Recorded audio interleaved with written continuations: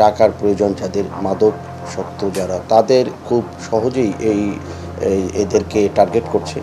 প্রয়োজনে তারা খুন, হত্যা, গলা কাটা, হাত কাটা, পেট কেটে ফেলা এই জাতীয় নৃশংস কাণ্ড করে। তাদের মডাস অপারেন্ডিটা হচ্ছে তারা অটোরিকশা, মোবাইল ছিনতাই করবে, ডাকাতি করবে।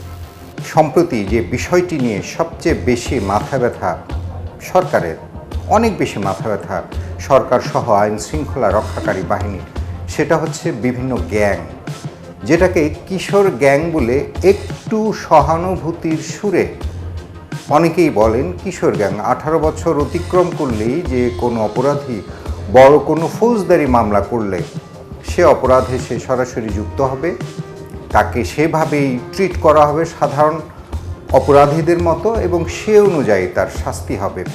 কিশোর গ্যাং শব্দটি বলে হয় কি, যারা এই অপরাধের সঙ্গে যুক্ত তারাও একটু অনুপ্রাণিত হয় যে আমাদেরকে তো কিশোর বলেই সাব্যস্ত করছে, কিশোর বলেই আমাদেরকে ধরে নিচ্ছে, সুতরাং আমাদের শাস্তির সম্ভাবনা খুবই কম, হয়তো আমাদেরকে জেলে পাঠাবে না, পাঠাবে কোনো কিশোর সংশোধনাগারে এবং সেখান থেকে হয়তো খুব দ্রুত ফিরে আসা যাবে এবং আসেও তাই।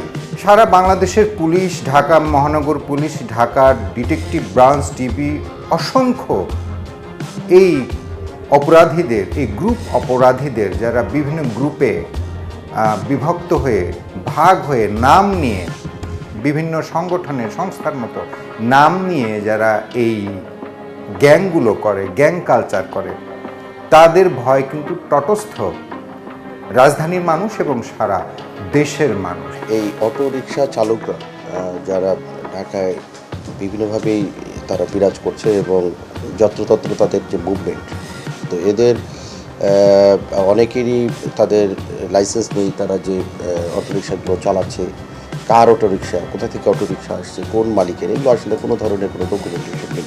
রেজিস্ট্রেশন না থাকার কারণে এই সমস্যাগুলো সৃষ্টি হয়েছে এবং দুষ্কৃতিকারীরা এটি সুযোগ নিচ্ছে। এ কারণেই এই অটোরিকশাগুলোর বাজারে ব্যাপক চাহিদা।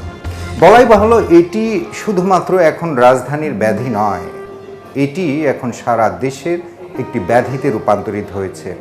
যখনই তাদের টাকা বা অর্থের প্রয়োজন পড়ে, 2-3 জন মিলেই যে কোনো অপরাধের সঙ্গে যুক্ত হয়ে যায় এবং অপরাধকে তারা বাস্তবায়ন করে। প্রয়োজনে তারা খুন, হত্যা, গলা কাটা, হাত কাটা, পেট কেটে ফেলা এই জাতীয় নৃশংস কাণ্ড করে। তাদের মডাস অপারেন্ডিটা হচ্ছে তারা অটোরিকশা, মোবাইল ছিনতাই করবে, ডাকাতি করবে এবং সাথে সাথে তাদেরকে মেরে নির্জন জায়গায় ফেলে দেবে।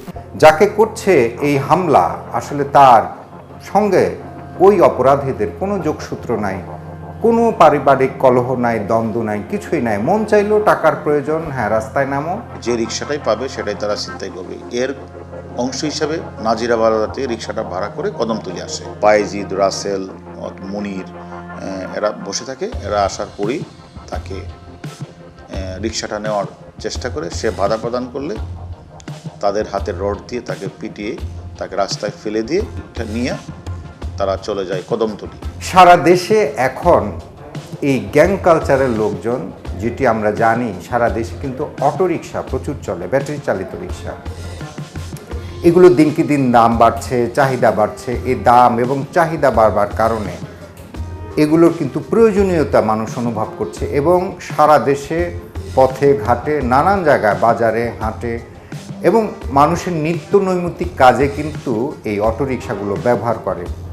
খুব দ্রুত যাওয়া যায়, শব্দ নাই, নানান কারণে অটোরিকশা কিন্তু অনেক জনপ্রিয় হয়ে উঠেছে। এবং যেহেতু জনপ্রিয় এবং সারা দেশে যেহেতু এই অটোরিকশাগুলো ব্যবহৃত হচ্ছে, এই অটোরিকশা চুরি অনেকগুলো গ্যাং দাঁড়িয়ে গেছে সারা দেশের বিভিন্ন জায়গায়। টাকার প্রয়োজন যাদের, মাদক শক্ত যারা, তাদের খুব সহজেই এদেরকে টার্গেট করছে। ভাড়ার কথা বলে তাদের সাথে উঠছে এবং তারা যেখানে সেখানে তাদের যাচ্ছে এবং যাওয়ার ফলে নির্জন জায়গাগুলোতে ফেলে তাদেরকে কখনো তাদেরকে মেরে ফেলে তাদের এই অটোরিকশাগুলো ছিনতাই করে নিয়ে যায়। এই যে গ্যাং, এই গ্যাংয়ের থাবা থেকে কিন্তু যারা অটোরিকশা চালান সেই চালক সহ যাত্রীরাও কিন্তু রক্ষা পাচ্ছে না।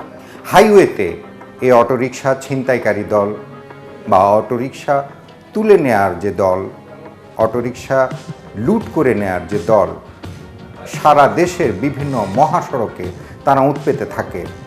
কখন কোথায় একটু ফ্রি আছে, একটু নিরিবিলি আছে, অটোরিকশা কে আছে বা কে নাই সেটি তাদের বুঝবার কোনো বিষয় নেই, তাদের জ্ঞান করবার কোনো বিষয় নেই। তারা অমনি হামলে পড়ে সে চালকের উপর, ভেতরে যদি যাত্রীও থাকে সে যাত্রীদের উপর হামলে পড়ে এবং তাদেরকে আহত করে, হত্যা করে অটোরিকশা নিয়ে যাওয়ার, ছিনিয়ে নিয়ে যায়, আবার অন্য জায়গায় বিক্রি করে দেয় সামান্য দামে। যখন ফুর্তি শেষ হয়ে যায় এই বিক্রির টাকা আবার এই অপরাধীরা নানান গ্যাংয়ের নাম দিয়ে তারা সারা দেশে এই অটোরিকশা চুরি, অপহরণ, ছিনতাই এই জাতীয় ঘটনা ঘটিয়ে যাচ্ছে। হাইওয়ে পুলিশ পেট্রোলিং দেয় কিন্তু আসলে সব জায়গায় ওইভাবে চোখ পড়ে না, যার কারণে যখন একটা ঘটনা ঘটে সেই সংশ্লিষ্ট থানায় একটি মামলা দায়ের হয় এবং মামলা দায়েরের ফলে তদন্ত হয় এবং তদন্ত কর্মকর্তারা তখন যেইখানে যে ঘটনাটি, সেই ঘটনাটি বিচার বিশ্লেষণ করে সেই ঘটনার সাথে যারা সম্পৃক্ত তাদেরকে গ্রেফতার করবার চেষ্টা করে।